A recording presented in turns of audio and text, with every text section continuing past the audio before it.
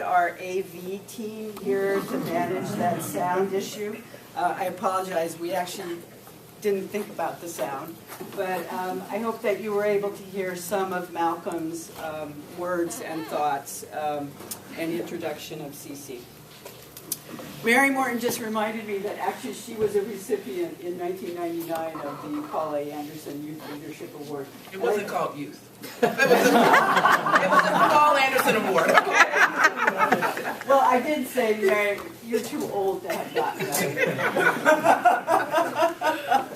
So, you know, Malcolm's heartfelt words were just a snip of many heartfelt words that were delivered from our plenary stage in Denver at Creating Change 2015. In fact, I was talking with someone who came in tonight who said, what did you say, Kenny? It was a hot conference in Denver, and I said, yes, it was.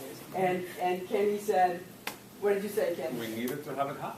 We needed to have it hot. We needed to have it hot in Denver. So, where are you, honey, in the thing? Is that us? Here. Go to the first one. Here. Go to the first one. I'll do it. I'll do it. Okay. Which button do I push? You go here. Right here. You're right here. How come we're at the And end? then you're not at the end. That's the beginning. It is? Yeah. Oh, okay. Did I push that button? Yeah. Okay. Not only do we need the AV squad, we need the IT squad, you know, we need the little clicker thingy, we need everything. So, we are really glad you're here, and we are really glad to be in Chicago. I was speaking to a friend who used to live here. Some of you may know her, Jessica Halem, who now lives in Boston. I was speaking to her yesterday, and she said, I really think that Chicago is ready for creating change, and that creating change is ready for Chicago. So here we go. I'll see if I can make it work. So I do want to talk just a little bit about the National LGBTQ Task Force, the organization that I work for, that Daniel works for, Mel works for, that Mary used to be on our board of directors. Lex has some history with us on campaigns. Anybody else? A former task force staffer that I've forgotten or missed in the room? Okay. You know, I've been there for 25 years, and frankly, I can't always remember everybody who's worked at the joint. But what we do is work to advance freedom, justice, and equality, and liberation for LGBTQ people in the United States. We changed our name earlier this year. Was it this year or last year? Last year. Thank you. We used to be called the National Gay and Lesbian Task Force, and we changed our name to National LGBTQ Task Force. And now we have this new tagline. What's our tagline? Be you. Hey, there it is in the upper right. Be you. Be you, boo. So how do we work this magic in the world? We train community leaders. We equip state and local groups to work to improve the quality of life for people in the communities in which they live, and we build the capacity of our LGBTQ movement. Our key program areas are the Academy for Leadership and Action. That is our national training body, which engages in grassroots organizing and training work, particularly in communities and states where there is an anti-LGBTQ ballot question on the ballot up for a vote. It's also, the Academy is also the home of our Institute for Welcoming Resources. I noted as intros went around the room that many of you are from faith organizations, and we certainly absolutely welcome you. We have a whole department that is devoted to working with and on behalf of LGBTQ people within different faith traditions. Our Public Policy and Government Affairs Department is basically, as they say, inside the Beltway. It's our lobbying department, our public policy department. They work on Capitol Hill and they also work around the country, particularly on trans-related issues. The National Conference on LGBT Equality, Creating Change, is the largest LGBTQ gathering, political gathering, in the known universe. And we are very proud of it, and we'll talk more about that as soon as I can flip the button. Creating Change, we think of as the annual kind of movement throwdown. It's a 5-day program. As I said earlier, we will be at the Hilton Chicago, January 20th to 24th, 2016. And for many people around the country, for many of our colleagues, it's a go-to annual event. They put it on the calendar. They save money to come. Their organizations budget money to come. They raise money to come.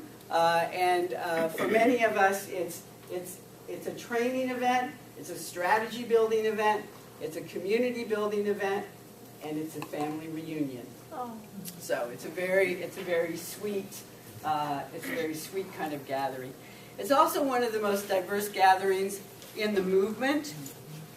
So on this handout, we just pulled some of our demographic data from our attendance in Denver earlier this year. 43% of people who attended identified as people of color. 47% were 30 years old or younger. 25% trans or gender non-conforming.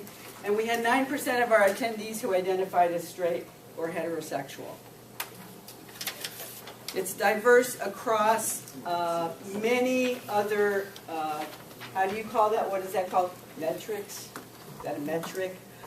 It is diverse by also by language of origin, by physical ability, by age, national identity, immigration status, physical ability, thank you, what else? Economics. Thank you, socioeconomic status. So, should I hit it one more time? Daniel knows the PowerPoint better than I do. This is the cover of our program book for the 2015 Creating Change Conference, and that's our colleague Evangeline Weiss there in that photograph. She organizes the Racial Justice Institute that is held on Wednesday. It will be on Wednesday, January 20th. So it's going to be huge. As Mary said, we are expecting certainly 4,000 participants to join us at the Hilton Chicago. It is our goal to have 4,500 with us in Chicago. Certainly, the hotel can manage that. We have plenty of rooms over there. We have plenty of meeting space. Because we're in Chicago and because we are in the Midwest, we know that people within a 500-mile radius of any city in the Midwest are unafraid to get into their automobiles and drive, to come to something that is meaningful and important. So barring the snowstorm of the century, we are looking forward to having 4,500 people with us, and we hope you can help us make that happen. We had 93 people from Illinois who came to Denver for Creating Change 2015. And I would like to put a 0 at the end of that number and have about 1,000 people from Illinois join us for Creating Change 16 in Chicago.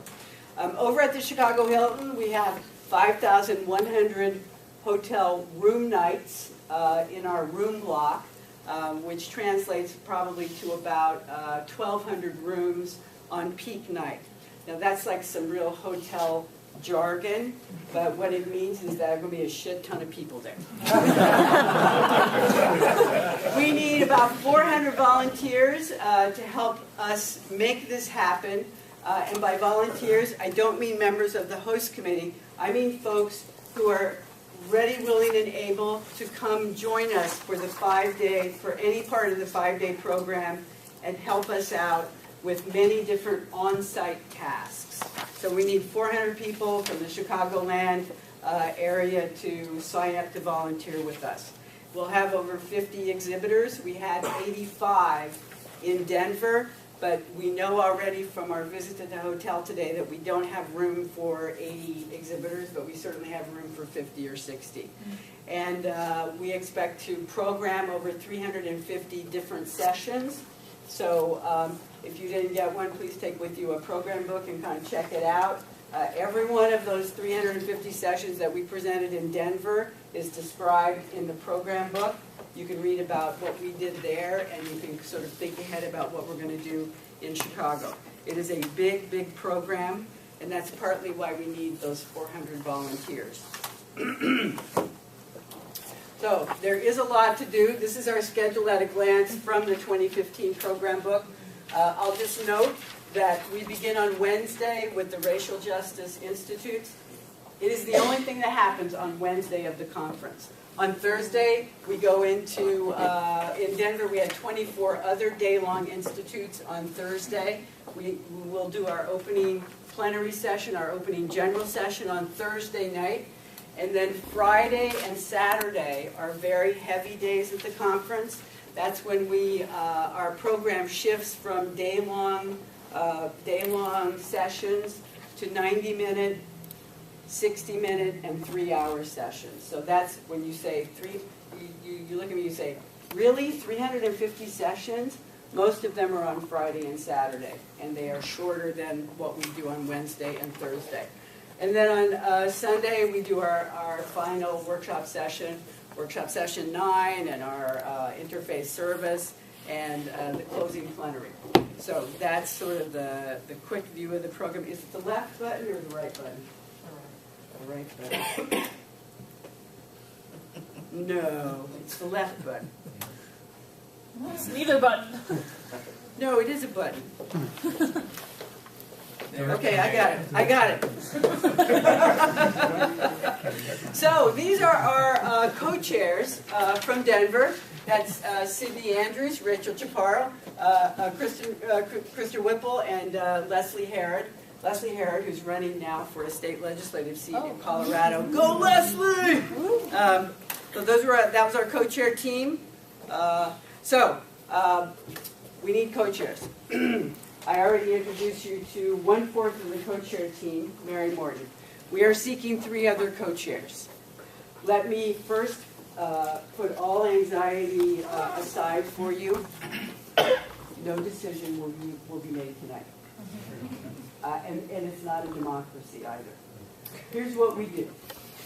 Tonight, before you leave, if you are interested in talking with us about serving as a co-chair of the host committee, please let Daniel Pino, wave your hand, let Daniel Pino know so that he can make sure to record your name and your email address and your best phone number.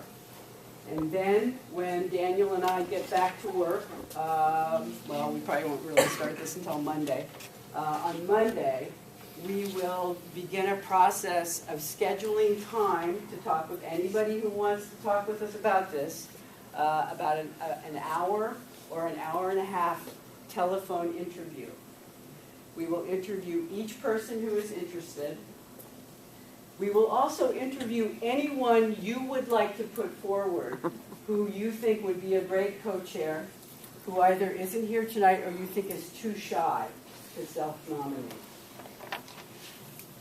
We will interview them, or we will invite them to talk with us. Maybe they won't want to talk with us. Maybe they'll say, "Are you kidding me?" But we want to talk with anybody who's interested. After all the interviews are done, Daniel and I will go through, kind of sift through the information, and we will bring to our boss 3 people who we think will make great teammates and partners with Mary Morten. And we will also bring those people to Mary Morten because she will want to know who it is we are thinking about to join her on this project. And then, after we all, kind of let it shake down and settle, we will invite 3 people to join Mary to serve as co-chairs. Any questions on that? In the handout, we actually list some What is that? What do you call that when they post a job opening? What is it? What do we call when they say criteria and qualifications? Yes, we list qualifications. But the kind of qualities in people that we're looking for, the kinds of connections we hope they have, and let me say that what we don't want is 4 co-chairs who all look alike, who all think alike, who are all the same age, who all come from sort of the same political bent or cultural space here in Chicago. So we don't want 4 old white dykes who look like me. We're looking for four people who, as a team, have a pretty good breadth of both perspective on LGBTQ life in Chicago and organizational what's the word I'm looking for, Mary? Organizational contacts in Chicago, and experience running an all-volunteer operation, because I'm sorry to say that it's all volunteer. And people who want the opportunity to work with other folks on a project that I promise you is going to end on January 24th, 2016. It doesn't go on and on. It won't go on and on. But it has its intensities. And so we're looking for people who can work with others in a sometimes tense and what do they always say in jobs, in descriptions, fast-paced environment. It gets really fast-paced at the end. So you can read more about that, and if you're interested, please let Daniel know before you leave, and we will be happy to schedule time to talk with you. If you think there's somebody out there in the community who couldn't make it tonight, who would be a fantastic co-chair, give us that person's name, email address, and phone number. And if you don't have that, then you shouldn't be nominating that person. But give it to us, and we will gently reach out and let them know that they were nominated and would they like to talk with us. Any questions on the process? Here, Sue. I'm just wondering, do you have any, can you anticipate the time? I can. All of it. I can. So here's what I always tell folks. Sue, we didn't hear the question about. Yeah, the question is, can I describe the time commitment? And I can. And this is what I always tell folks. I always tell people that it is a relatively relaxed experience for about the first 2 months. And you can anticipate, 6 to 8 hours a month for the first 2 months. 2 months. And then after that, it gets heavier in terms of time commitment. 12 to 15 hours a month, let's say in the summer. And then in the fall, it starts to kick your ass. And then by December, you hate it. By December, I am pestering you like every day about something. So in December, in that month, that period of time when you might like to be a little bit more relaxed and kind of planning your holiday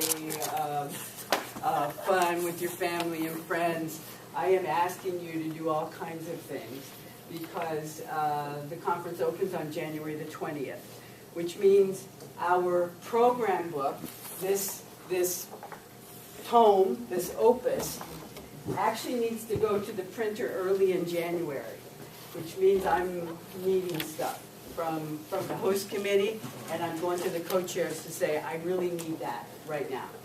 So in December, it's more like 15 hours a week. And then in January, it's still pretty intense, although now I've gotten my program book together, so I'm not bothering you about that, but I am bothering you about other things. So in January, we slide a little bit down, maybe to 10 hours a week or so.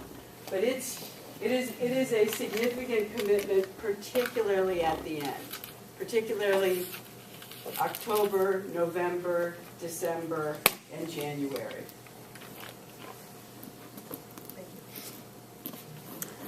Can you talk about the task force's role, both on the money side, who's paying for everything and obligated to it legally, as well as staffing support side? Like, how does that break down? Are you a journalist? I am. I'm very curious because some events come and pretty much the local group runs everything, but this seems to be a different model where the staffing support is high, but what does that mean for the local team? You're absolutely right, Tracy. It is a different model. So the National LGBTQ Task Force is the sponsoring entity of the Creating Change Conference.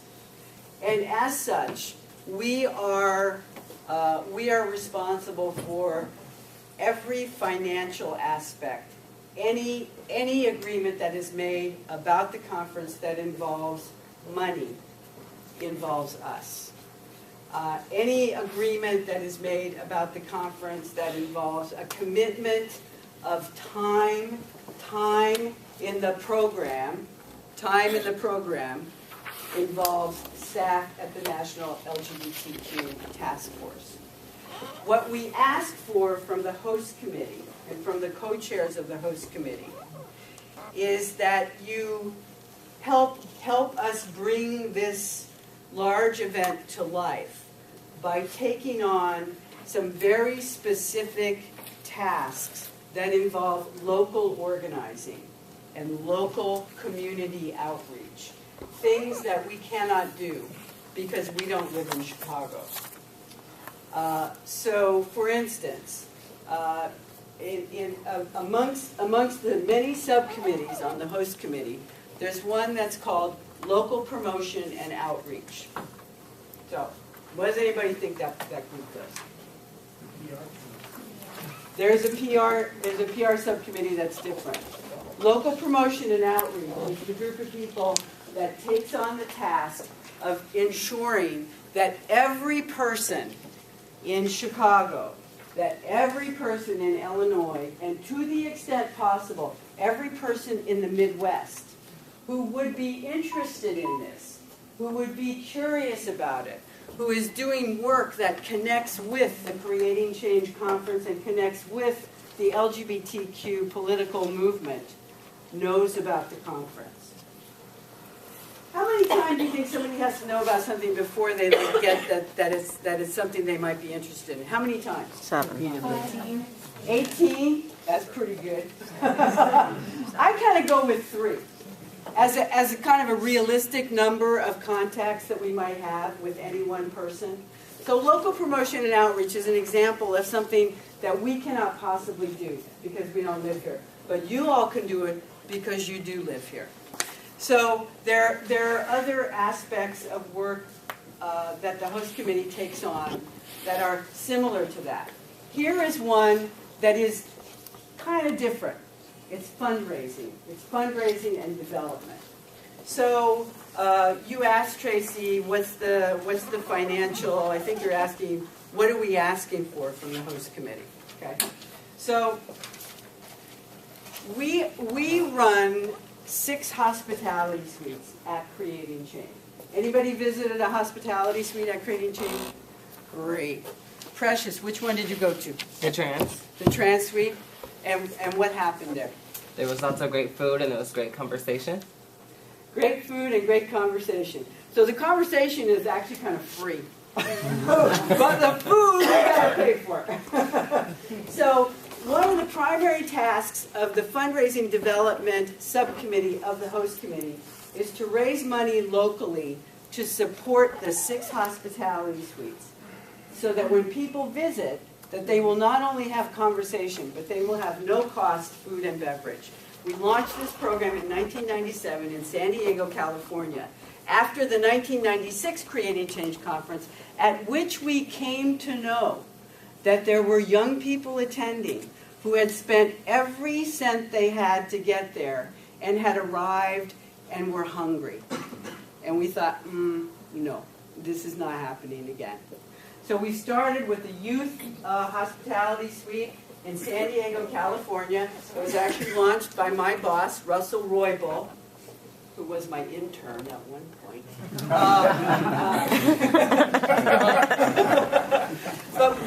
But we thought if it is a barrier for people to attend, that they may not be able to eat, then that's a problem that we all need to solve together. So we've launched the hospitality suites. We now run them for youth, elders, people of color, bisexual people, trans people, and disabled people.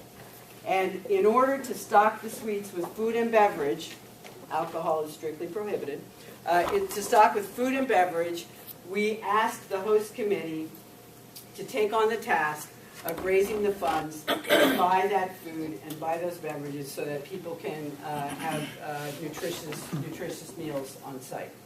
So the Creating Change 2015 host committee in Denver, the fundraising Devo subcommittee raised about $35,000 to do that, to get that done. So Mary said, we can do it. That's nothing. We can beat that. Beat that. It's on tape. 35,001. So Tracy, did I answer your question? Absolutely. Okay, great. All right, so any other questions about co-chair positions? I talked about hospitality, I talked about fundraising, I've talked about stuff. Okay, programming. Let me just say a word about programming. So those 350 sessions that happen at Creating Change, about 200 of them are on the schedule because people have submitted proposals for workshops. Has anybody submitted a proposal for a workshop for Creating Change? Thank you. Please keep doing it.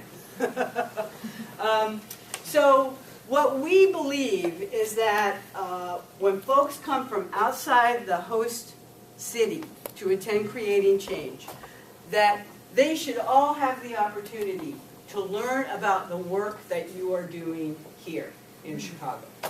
And our programming subcommittee's task is to reach out to people just like you and your colleagues and your peers and your friends around the city and around the state, and to gather in proposals for sessions that reflect the work that is happening here in your community, here in Chicago, here in Illinois. And the programming subcommittee is asked to solicit the proposals. We don't ask you to make the decisions about whether we're going to schedule them or not. We just ask you to get them in the door. And that's what that group does. So I don't know what "in many more" means, but I could go on talking, and I just think I need to push the button. Yes?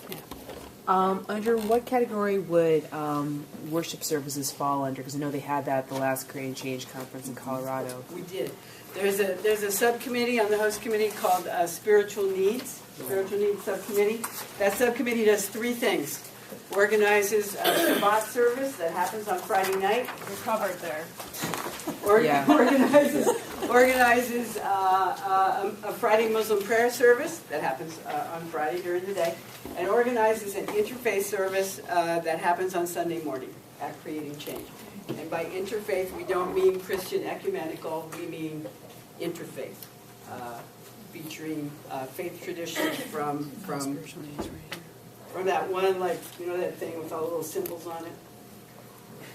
What's that thing called? Coexist. Coexist, yeah, that one. Oh, the YouTube bumper sticker? Yeah, Yeah. that one. All those little things. Those little symbols. So that falls under the spiritual needs. And then, maybe we can ask you this afterwards, any opportunity for, let's say, is there going to be is there going to be a designated spiritual room, or it's going to change based on when services are happening for which religion, or is it going to be all taking place in one room? Well, the three services take place at different times and in different spaces, you know, in the course of the conference. Two are on Friday and one is on Sunday. And we, the task force, in collaboration with the Hilton Chicago, provides the space for all those things. Okay. Did I answer your question? Yeah, I have one more, but I'll follow up after. Okay, great, okay. Any other questions on the work of the host committee? Hey, there's Malcolm and Cece. I feel so sad that we didn't have a speaker here. I mean, an amplifier. I'm really sorry about that. So, questions. What can you do? Some of you can think about if you'd like to talk with us about being a co-chair. Each of you can think about whether you can make the commitment to join the host committee. The host committee will meet monthly. The subcommittees, we hope, will meet a little bit more frequently than monthly. The real work of the host committee happens within the subcommittees. Because we divide up into 16 subcommittees. Each subcommittee has a certain set of tasks that you're taking on. And the host committee meetings themselves are not the place for the subcommittee work to happen. Who should be here? Who are we missing? Who are we missing? Mary, who are we missing? There are a number of people that I know wanted to be here tonight, and I'll, Organizationally, are we missing anybody? Oh, yeah, absolutely. Yeah, Absolutely. yeah. Yeah. Kenny, who are we missing? Just like Mary, we have a lot of organizations that we know of that, whether it's the representing the Asian community or other faith-based community, that ought to be here. So, and many of them wanted to be here, so we know that we ought to reach out to them as well. Yep, yep. Anybody else who's not here? So, yes. Is it possible to get some sort of handout that we could put in various places and also send out electronically to get folks who weren't here in terms of the host committee and then subcommittees? Because there are a lot of events coming up where we could, be talking about this and people can sign up. Because some folks are not attached to organizations, and so I don't really want that to be the only way people can get involved, ideally. Right. Yes, we can do that, and we will talk especially with you about Okay. what would be good to use in that way. I do want to say that not only do we love Chicago, actually I love Chicago. I grew up in Beardstown, Illinois. Who said yes? Wow! What? Do you know where it is? I've been through it a couple times. Oh my God. Where is So- it? Where is it, sir? So I'm going to tell you. It's in the 18th Congressional District.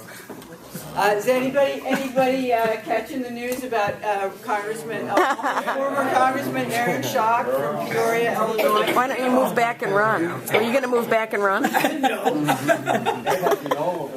Beardstown, Illinois is about 50 miles down the Illinois River from Peoria. It is in a part of Illinois that about 30 years ago, people who lived there started calling it Forgotonia because people felt completely forgotten by the Illinois state government and entities. It's farm country, it's river country, and when I was 18, I packed my bag and I said to my parents, bye. I can't do this anymore. But Chicago was always kind of my touchstone. It was like, I actually never lived here, but I visited here many times, and it's very close to my heart, even though, for those of us who live in other parts of Illinois, we don't really know if you all really live in Illinois. We're not entirely sure about that. But I always thought you did. So I am really happy to be here in Chicago, and really happy to be working with a great group of folks led by at least one of them we know, Mary Morten, and 3 other people who are going to come along. Daniel, anything you want to say? You've covered a lot. I just want to say that Sue is right, that it is a commitment. Sue's absolutely correct. It is a commitment of time, of resources, of energy, but the payoff is fantastic. Those of you who said that you've been to the conference, when you work on the conference for as long as the co-chairs do, and you're on that stage and you get to say, welcome to your home city, you're able to really get a sense of all the amazing work you've done. And the payoff, there's nothing better than what you're going to be experiencing. So on behalf of the task force, I got to say thank you just for showing up, because that's the first step. Now you have to start getting to work. And Mel Braman, by the way, was one of the co-chairs of the 2004 Creating Change Conference Host Committee down the road in St. Louis, Missouri. So, Mel. It's really great to see you all. And I want to emphasize that even though there's only 4 co-chairs, that the rest of the work is super uber important and no less important. And you can work just as hard in just as many hours. I was a co-chair because I love creating change. I think it's one of the most magical spaces on the planet. It's a great place to be a queer and a great place to be an ally. And it's so easy to find yourself in this space that just welcomes who you are. And I hope you all have an amazing year working on the conference. It's fun. It's a lot of work. It's amazing. You're going to find yourself in a whole different place than you are today. And I look forward to seeing you there. And be you. And be you. So what's next? So I talked about the co-chair recruitment process. So once we get the co-chair team assembled, we, the task force and the co-chairs, will figure out what the monthly meeting frequency will be. You know, whether is it like the second Wednesday of every month, or the third Tuesday, or whatever it is. And then we will also noodle out the location issues, at least for the first few meetings, if not the entire schedule. The next meeting is a very important meeting for folks to not only commit to attending, but commit to bringing 1 or 2 people with you. Because typically, I know this is not going to happen in Chicago, but typically, only about half of the people who come to our initial meeting come to the second meeting. And it is, of course, at the second meeting when the work actually begins. So let's just do a little experiment. Let's everybody close your eyes, and if you are willing to commit to come to the second meeting, please raise your hand. Thank you. Put your hands down. Open your eyes. Everybody raise a hand. Okay, now 1 or 2 of you know that I just lied.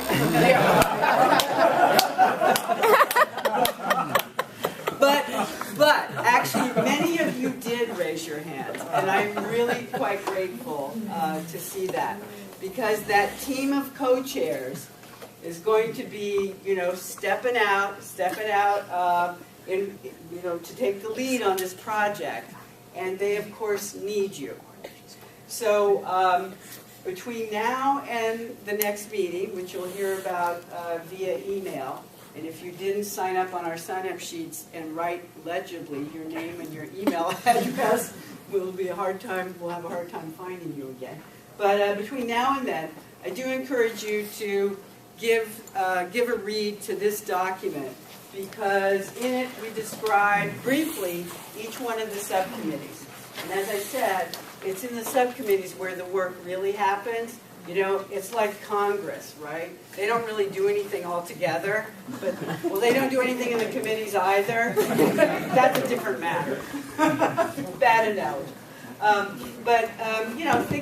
Think about where you would fit in terms of which subcommittee you would like to work on, which subcommittees you feel like you can make a good contribution to. And even if you're interested, if you're not going to tell Daniel that you want to have a conversation about being a co-chair of the entire host committee, you could think about, just in your mind, just kind of roll over in your mind, if you'd like to be a chair or co-chair of one of the subcommittees. Because that is what will happen at the next meeting. We will form our subcommittees and get our subcommittees rolling. Mary, what else is on your mind about what would be good to share with folks right now?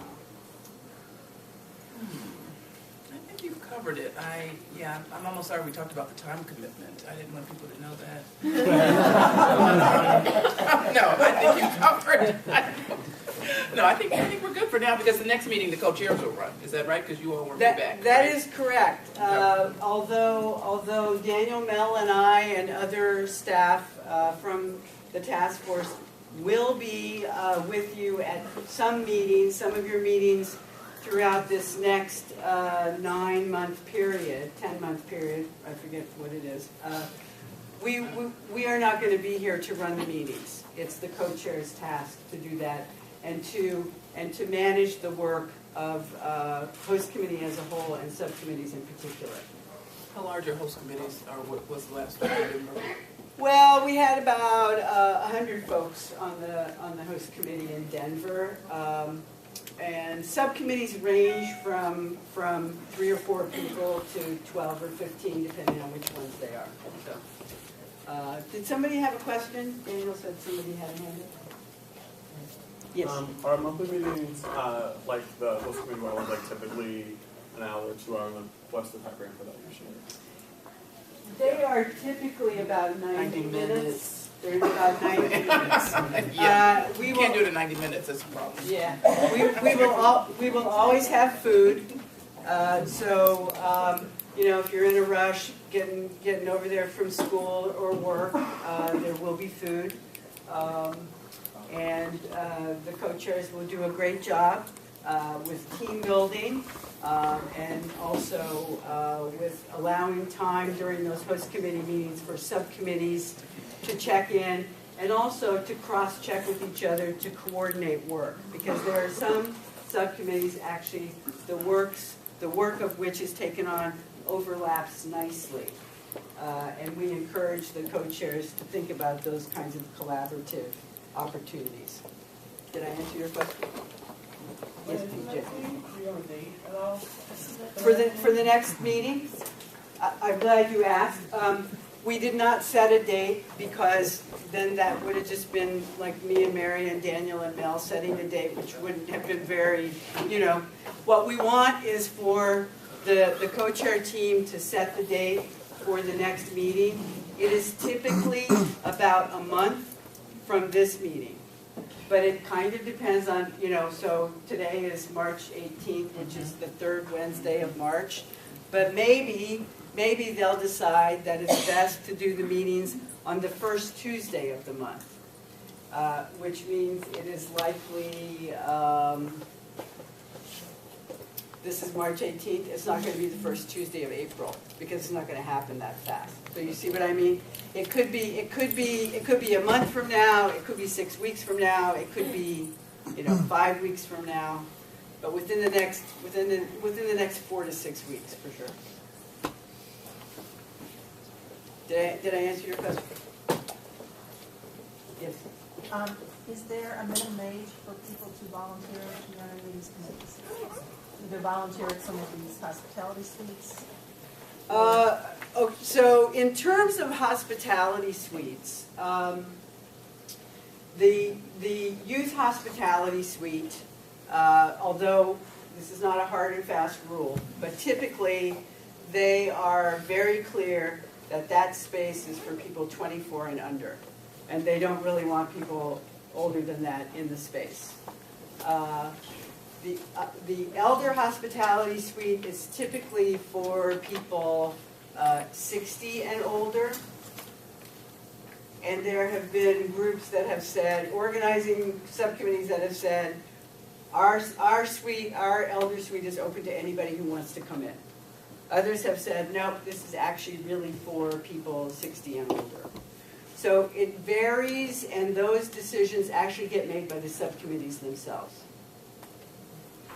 Okay, but is there a minimum age for people to volunteer? Like a 16-year-old, can a 16-year-old volunteer? Volunteer at the conference? Either on any of the subcommittees or, at the conference itself. Oh, I'm sorry. Staffing the suites. There is no minimum age. Okay.